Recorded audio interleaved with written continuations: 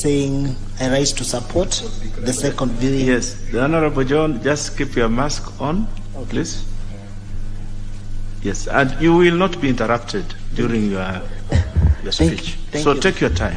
Thank you, Mr. Speaker. I start by saying I rise to support the second reading of this bill, and I would like to make some contributions towards it.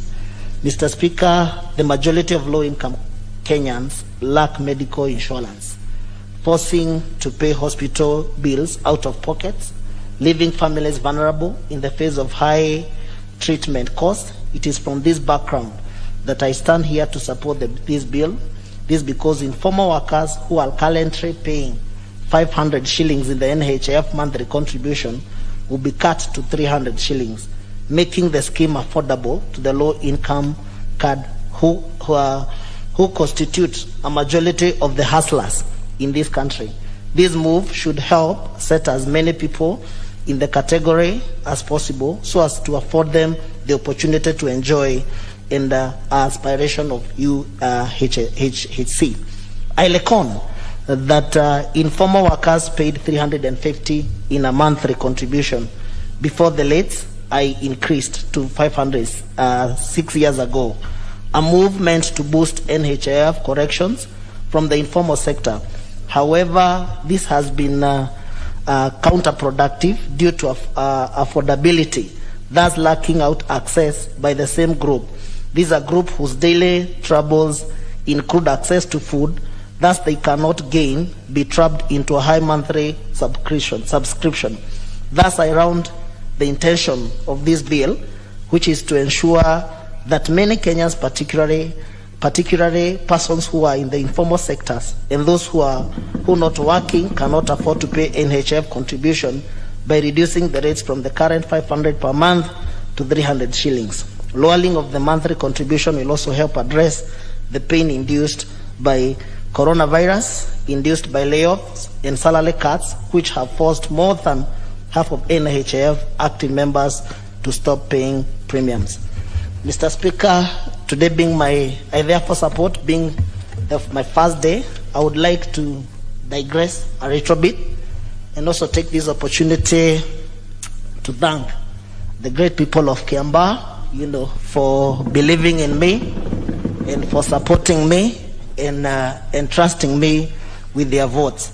Mr. Speaker, I want to say that there are quite a number of challenges that we face during the by-election, but apart from that, I also want to take this opportunity to thank so many people, especially members from Kiambaa constituency, starting with all the way from Shianda, Karuri, to Moshada Ward, to Kihara Ward, and Dendelo. And I really want to thank them for believing in me and for entrusting me with their votes. And I want to state categorically, and also want to tell them that I'll be here to support and also to work so that I can ensure that I honor the promises that I made to the people of Kiambaa. Mr. Speaker, I would also want to thank special people who came in to support us.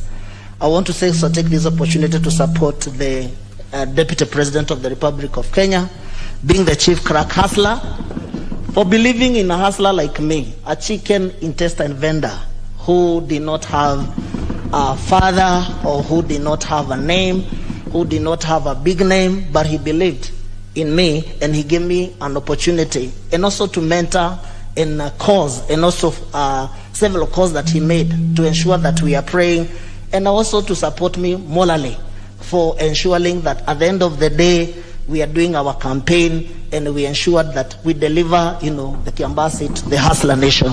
I seriously appreciate and thank the Deputy President. Secondly, there are other hustlers generally from the Republic of Kenya who are supporting the hustler nation and hustler narrative. Generals from this house, starting from Mheshimiwa Honorable Dede Nyoro, Mheshimiwa Kimani Ichung'wah, Mheshimiwa Rigathi Gachagua, Mheshimiwa George Kariuki, Mheshimiwa Jane Kihara, and also for supporting me and believing also in me. They gave me an opportunity to market myself to the Kiambaa people, to sell my ideas, some of them being ensuring that we will ensure that we give bursary to the people of Kiambaa in a transparency manner that has never happened before, ensuring that we're gonna increase and ensure that we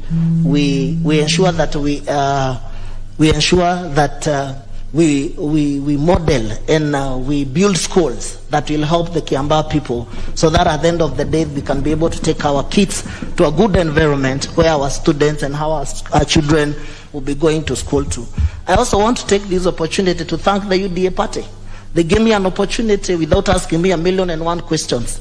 I would want to thank the Madam SG, Veronica Maina, because the first day that there was a by-election, I went to her office and she believed in me and gave me an opportunity, to be heard. And from that, today is a story.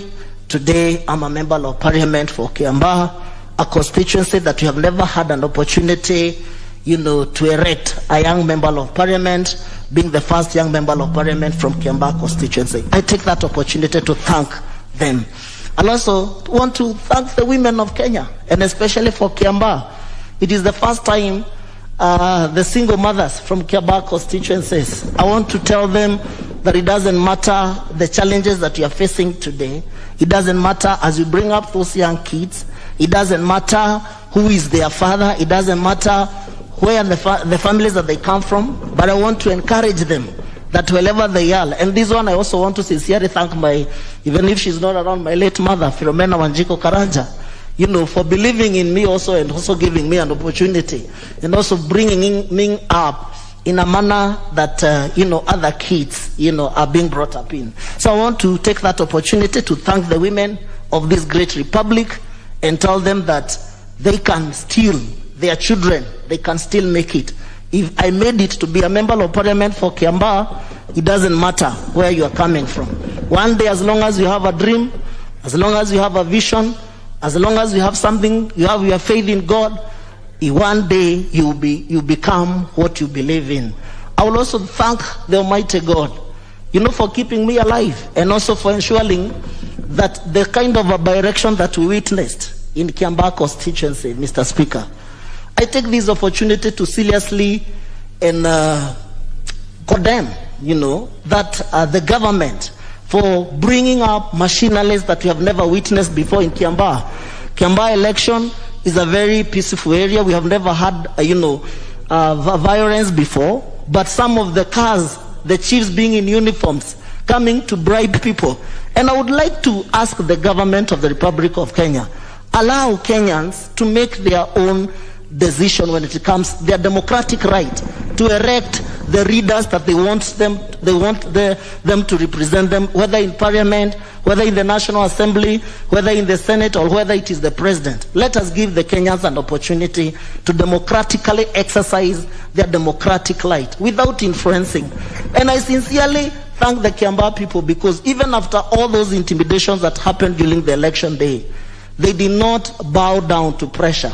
They did not bow down, to victimization. They decided and they elected me as their member of parliament with UDA ticket. I thank all the people of Kiambaa. I take this opportunity to also thank, this hustler nation in the whole Republic of Kenya. And I want to tell them, if they had any doubt that the hustler nation is real, I'm a good example, Mr. Speaker, that the hustler nation is real. I was a chicken intestine vendor. I got an opportunity. I had a dream that I never thought that maybe one day I'll be a member of parliament. And today God has made it possible. So the hustler nation, and when it all start talking about bottom-up thing or economics, it is true that you can start from somewhere and you become something in this Republic of Kenya. Thank you, Mr. Speaker. I stand to support. You are most welcome to the House, the Honorable Wanjiku, and thank you for believing in the beauty of your dreams, and I wish you well. I also wish the people of Kiambaa well as you lead them. May God bless you. We shall have now contribution from the Honorable Obo Mohammed, member for Lamu. She's not in the House.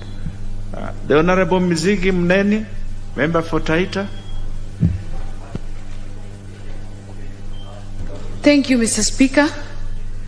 And from the onset, I wish to take this opportunity to congratulate the newest kid on the block in Parliament,